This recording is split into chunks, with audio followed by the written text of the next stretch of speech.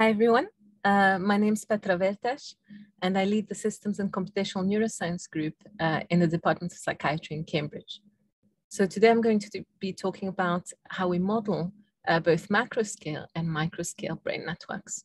And given that I haven't got a very long time to introduce this topic today, I thought I'd just do the motivation in one slide, really, which is this quote by Richard Feynman, famous physicist, who said, "What I cannot create, I do not understand." And so the motivation that we have today for modeling brain networks is that if we really want to understand the forces that shape brain networks into the architectures that we observe, we ought to be able to distill these forces into a couple of rules, wiring rules, such that if we follow those rules to generate networks, we could replicate networks that look like brain networks, or at least have some of the key characteristics of brain networks. So that's the motivation for building these generative models. And so how are we going to go about it? Well, I thought I'd just summarize it in a kind of almost like a recipe, a set of steps that we tend to follow. And then I'll show you that over the last 20 years or so, the field collectively has gone through this kind of recipe multiple times, iterating on the models that we developed and developing increasingly accurate models for generating brain-like networks. So the first step is to make a list of what we call stylized facts, or kind of characteristics of brain networks that we think the model ought to capture. Next, we need to come up with the simplest mechanisms that can lead to this type of structure. Then we need to fit the model to data, and crucially, we need to compare to other models to make sure that there isn't a simpler model that can capture the same features. Then we need to validate the model on independent data to make sure that we haven't overfit our model to the particular data set that we use to develop it. And then finally, importantly, we need to think about what the model doesn't capture. So of course, no model is perfect. So when you finished your modeling paper, it's important to then look at the outputs of your model and see which key features of the real network are still missing. And that will be the basis for essentially a new set of stylized facts that can lead to an improved model. So the very first model for networks in general that was proposed is the Erdős-Rényi model in '59. It was proposed by these two mathematicians, and the stylized fact that they really wanted to capture about any network is simply its density. So they said, if I take n nodes and I pick a fixed probability p for each pair of nodes to connect, then I can iteratively kind of consider pairs of nodes and connect them with this fixed probability to end up with a network of a given density. And you can see here, as you increase p, you end up with denser networks. But of course, these networks have no other kind of visible structure. And when you think about the number of connections that each node has, you see that it follows a binomial degree distribution, or binomial distribution, and that the average degree, or the average number of connections, is well defined. Now, when you take these model networks and compare them to real data, you notice that actually real data have all sorts of properties or characteristics and all sorts of kind of structure that aren't well captured by these random models. And these will be our stylized facts that we consider next. So one of these is that the average number of connections, or that the number of connections that nodes have doesn't behave according to this binomial distribution that we just saw. And so instead of this kind of degree distribution, it turns out that many real-world networks have a kind of heavy-tailed degree distribution, potentially a power law degree distribution, such that most nodes have very low degree, but then some nodes have a very high degree, and they are the hubs of the network. And this was observed in 1999 by Laszlo Borabashi and colleagues, and they showed that actually many real-world networks, including the World Wide Web, co-authorship networks, linguistic networks, but also brain networks, have a kind of scale-free or power law degree distribution, or at least a heavy tilt degree distribution. And so Barabashi and colleagues proposed this Barabashi-Albert model to generate networks that can capture this kind of degree distribution.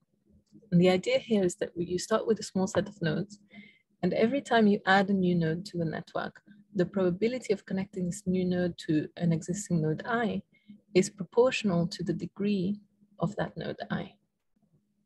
So the model is also called preferential attachment because new nodes attach preferentially to nodes that already have connections.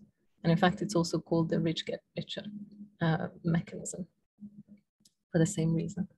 And you can see that it gives rise to networks that have this power law degree distribution with an exponent, characteristic exponent of -3. Now later, actually this observation of power law degree distributions has become quite contentious. And in this paper, Klose and colleagues showed that out of 24 data sets that have been published and kind of claimed to have power law degree distributions, if you reanalyze them carefully, many of them don't actually have degree distributions that are consistent with the power law. Now, that doesn't mean that they are kind of binomial distributions. In fact, they do have a heavy tail, so you do have kind of hubs, but they don't strictly follow the power law. And so they may not strictly follow the kind of preferential attachment model that was described by Barabashi and Albert, but perhaps an amended type of preferential attachment model. So let's think about real networks, real world networks again. And apart from having hubs, you see that there are all sorts of other interesting structures here. The next one that we'll consider is this idea of small world networks. And this is based on a seminal paper by Watts and Strogatz in '98, where they said that most real world networks sit somewhere in between regular networks and random networks. So many of you will have seen this. The idea is that in regular networks, neighbors nodes are connected to their neighbors, and they tend to have high clustering locally, but the network has low efficiency because it takes many steps to get from anywhere to anywhere else in the network. In contrast, random networks have high efficiency, but relatively low local clustering.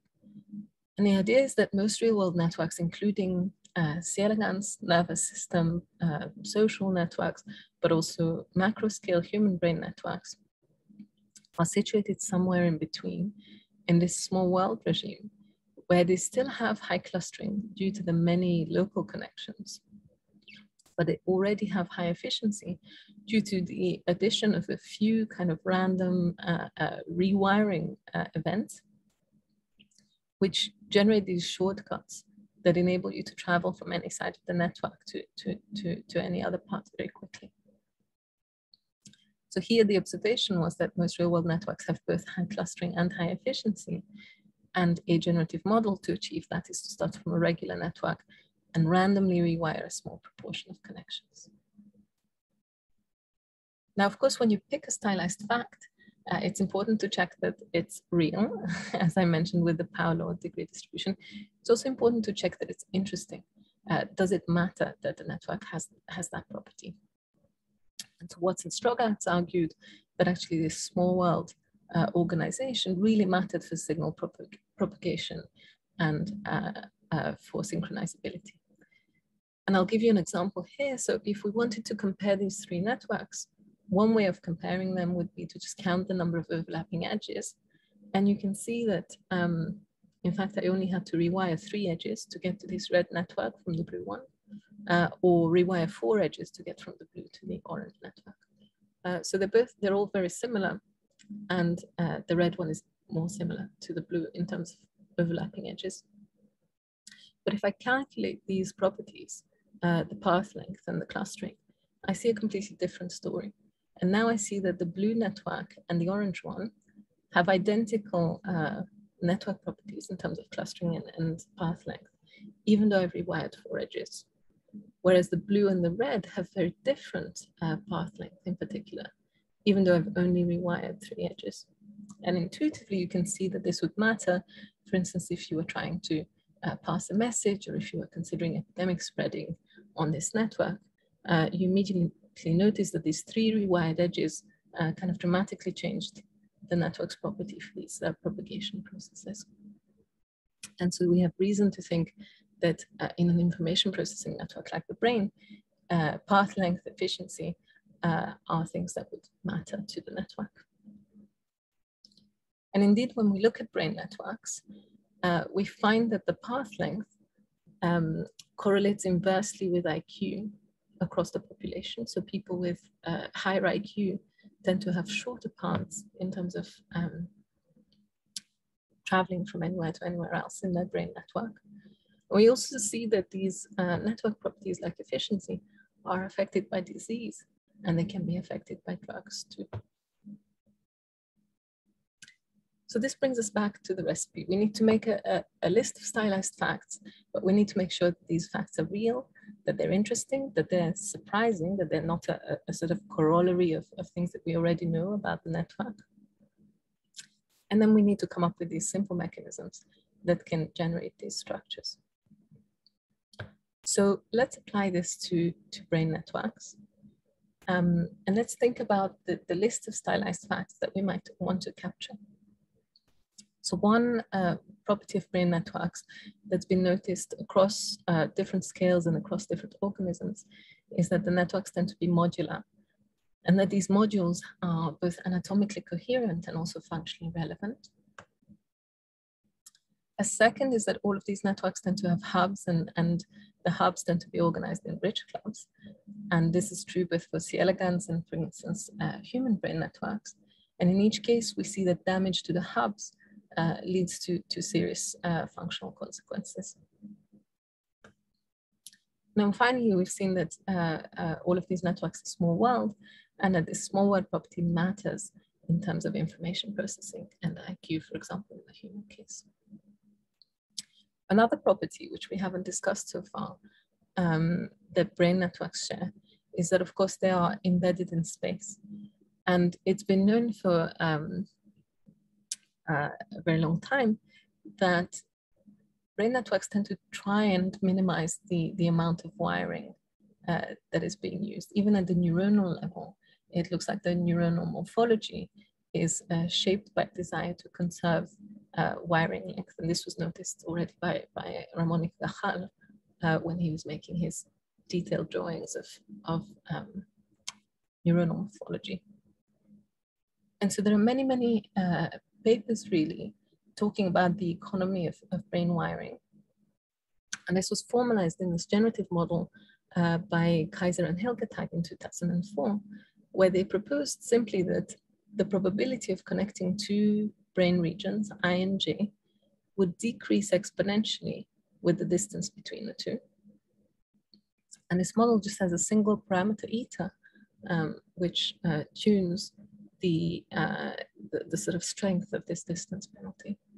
And what they found is that actually, as you tune eta, you can go from generating networks that look like road networks to generating networks that look like more like brain networks.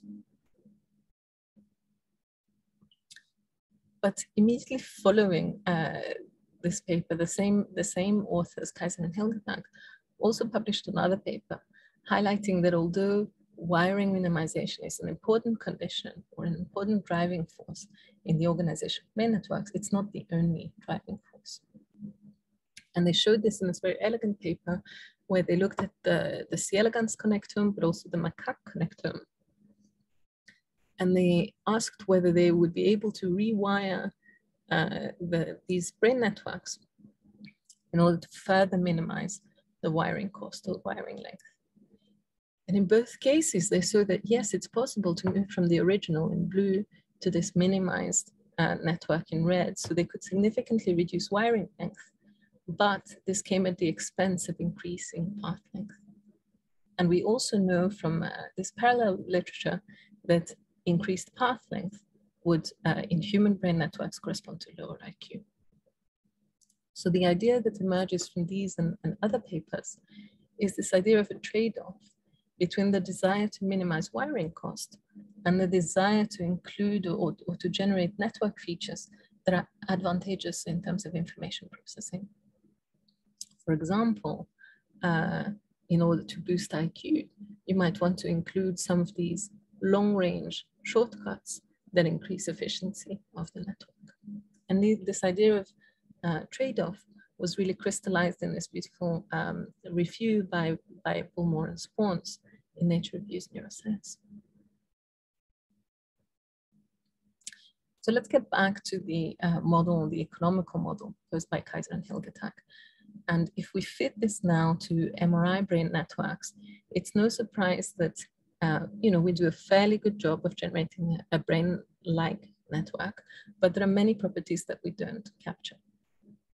And in particular, we see, for example, that the clustering of the data is much higher than we achieve in the model, even when we fit the parameter eta as best we can. We see that the degree distribution in dashed black is not well modeled by the model in green. We see that we're missing these hubs, and the distance distribution is also not well modeled. We're missing these longer connections. So this is what the model doesn't capture, hubs and long distance connections in particular. And we can add this now to the list of stylized facts and ask if we can tweak the model to better match these characteristics. So this is the so-called economical preferential attachment model. And it's a kind of mix between the distance penalty that we had here. So the probability of connecting nodes I and J still decreases with the distance between the two. But this is now balanced by the second term, which favors connecting nodes I and J if the product of their degrees is high. So if we have two hubs, we are more likely to connect them. And what you see immediately is that this really improves the degree distribution, the fit to the degree distribution. So the new model in orange now does a much better job of fitting the existence of hubs. And it's also improved in terms, for example, of matching the clustering observed in the data. However, it still doesn't achieve very high clustering, and crucially, it falls short here on matching the distance distribution. So again, we want to improve the model or tweak the model in order to include these new properties. And this led to this third model called the economical clustering model. It's still in this family of trade-off models between a wiring cost term, so the probability of connecting nodes I and J still decreases with distance. And then this is traded off against this topological term. And in this case, what this term favors is connections between nodes that have similar neighborhoods, overlapping neighborhoods. So if nodes I and J already have many neighbors in common, then they are more likely to connect, even if they are a large distance apart. And that's a bit like in social networks. If you and I have many friends in common, then it's likely that we're also going to meet and perhaps make friends in the future, even if, for example, we live far apart. So this term here has a number of names. It's also called the homophily term, based on this kind of social network analogy. And what we notice now is that this new model in red does a much better job of fitting clustering, efficiency, and modularity of real networks simultaneously. It also is able to fit the degree distribution, so we do give rise to hubs. And it also is able to provide a much better fit for the distance distribution. So we now have some of these long distance connections. So let's come back to our recipe, and we've made a list of stylized facts for brain networks. We've come up with some simple mechanisms that can recapitulate this structure. Now we need to fit the model to real data, which is what we've just seen, and we need to compare to other competing models. And I won't go through this, but in the paper, of course, we tried a number of different models and showed that the one that I presented earlier was the best fitting model. And then we need to validate the model on independent data. So there are a few different ways of doing it. The simplest is to use an independent data set and show that you can still reproduce the original results. And of course, we did that in the paper. A second approach is to use a different data modality. And in the original paper, we used fMRI, fMRI-based functional brain networks. But in many ways, it makes a lot more sense to look at structural brain networks, where we look at the white matter bundles connecting different brain regions. And so this was done in this paper by Vertes and colleagues in 2016. And we find, again, comparing a range of different models, that again, the same models with this homophily term are the best fitting ones. They have the lowest energy, so the best fit. And actually, the model has been applied in lots of different contexts since. I'm not going to list them all. But another angle to validate it is to apply it to different populations. And so in the original paper, we fit this model firstly to healthy volunteers. And we found a parameter setting eta gamma that best replicated the brain networks that we see in healthy volunteers. Then we found that if we detune parameters eta and gamma slightly, we're able to generate brain networks that look like those we observe in childhood onset schizophrenia. So in those patients, we see that various different network metrics are slightly altered. Clustering, modularity, efficiency, all of these are slightly altered. And we now find that we're able to recapitulate all of these changes just by tweaking the eta and gamma parameters of the generative model. And looking at structural brain networks, in a recent paper, Zhang and colleagues again focused on schizophrenia. And they asked, well, what happens if we fit this model to individuals in the data set, both healthy controls and people with schizophrenia? And they found slightly different best fitting eta and gamma values for each individual. And they found that these best fitting parameters actually correlated with polygenic risk for schizophrenia. So the picture that begins to emerge from here is that you can go all the way from a genetic risk defined at the genetic level, which might influence these parameters of brain wiring, which then give rise to slightly different network architecture for the macro scale architecture of the brain, which then give rise to altered function. And along the same lines, so this is a recent paper led by Daniela Casa and Duncan Assel. And here we showed that if you apply the same model to a data set of children that have varying cognitive scores, then there is there are differences in the best fitting eta and gamma parameters for each individual. And these best fitting parameters are also able to explain a large chunk of variance in the cognitive scores of these children. So in other words, we have the previous paper shows that eta and gamma parameters can be influenced by genetics.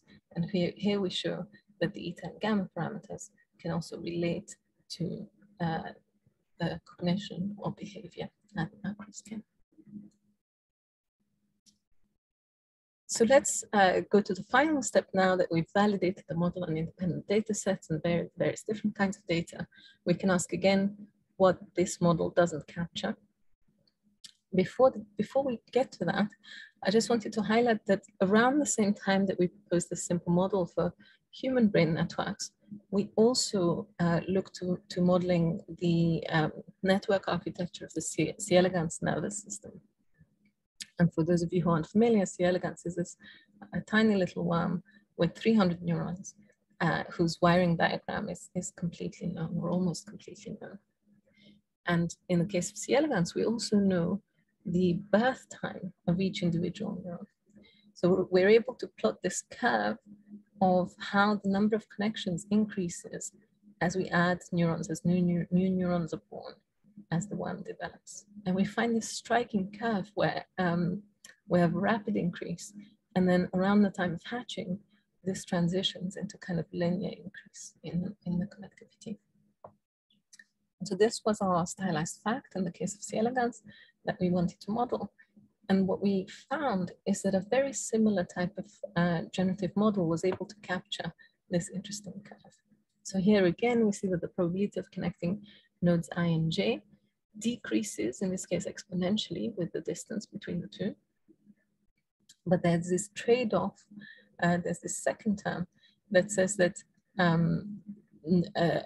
node J is more likely to connect to node I if that one has a high degree. If that one has a high degree. I think the labeling is slightly wrong here, apologies.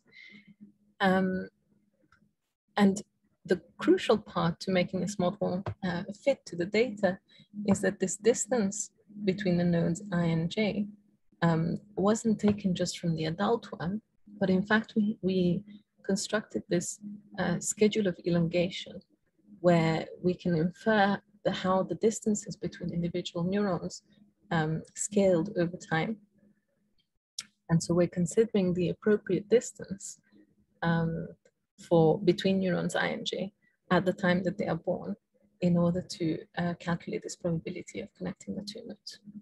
And so when we do that, we find, first of all, that we're able to match this curve. So the data is in solid black and the model is in the red squares.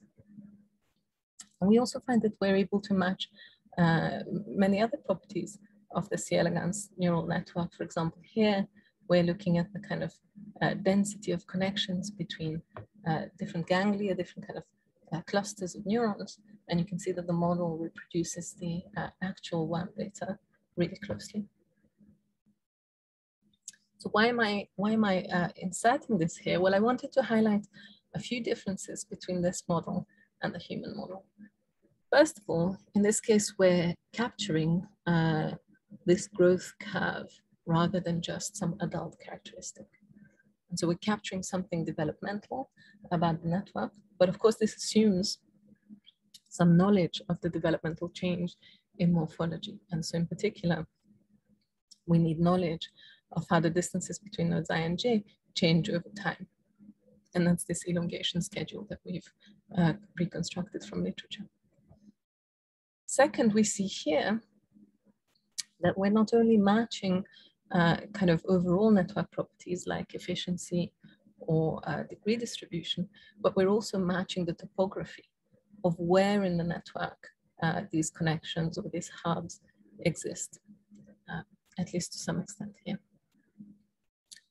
And notice also that this model includes some knowledge of a node's final degree, K and I.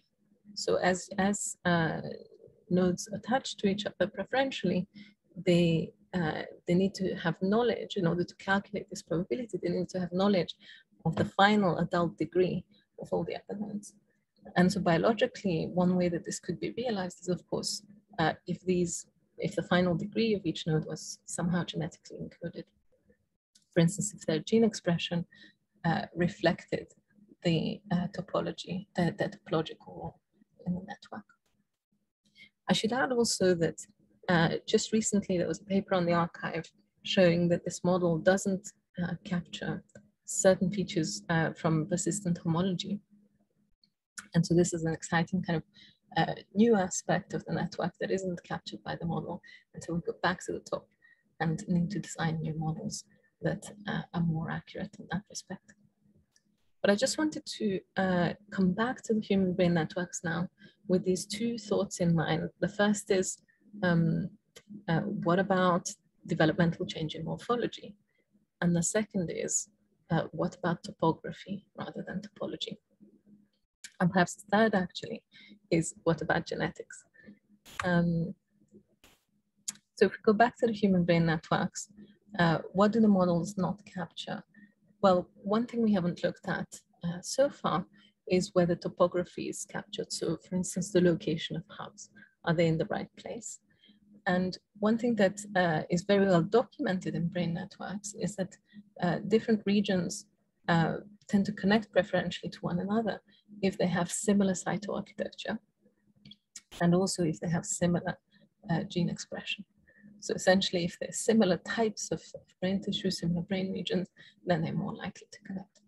And this is another feature that has not been included in the network model so far.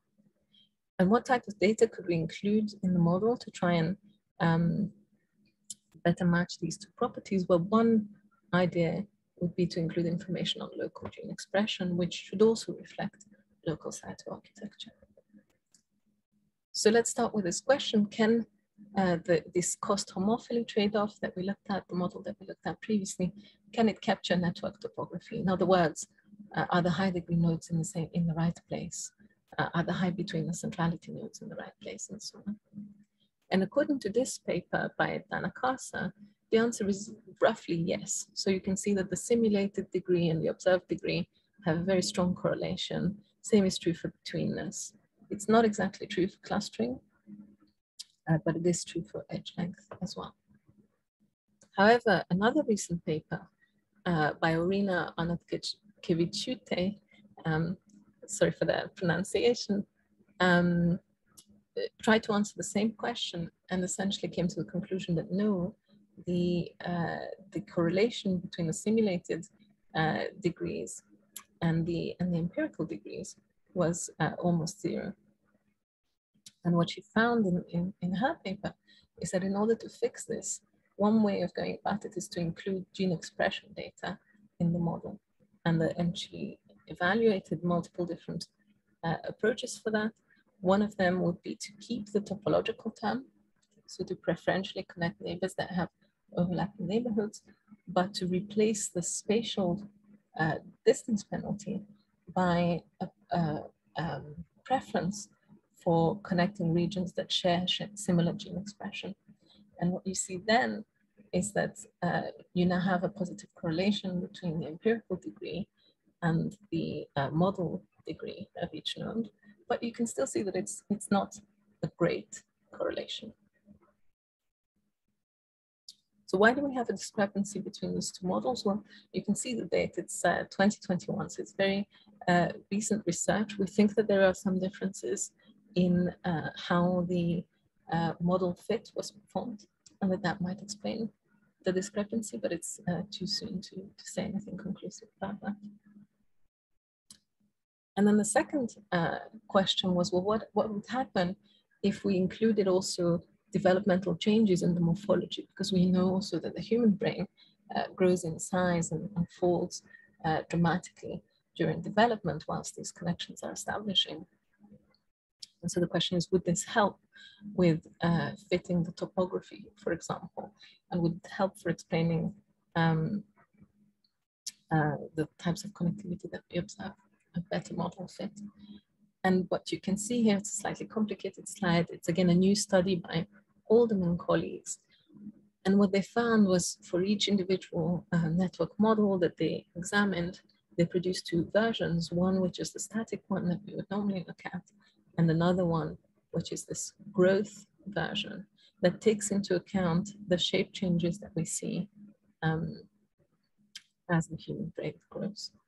And what they found was that in many of these models, the growth model was a significantly better fit. So it had it was lower here on this energy term, it had a significantly better fit to real data than if you just consider the static network. And importantly here, we still have the matching rule as the best performing model.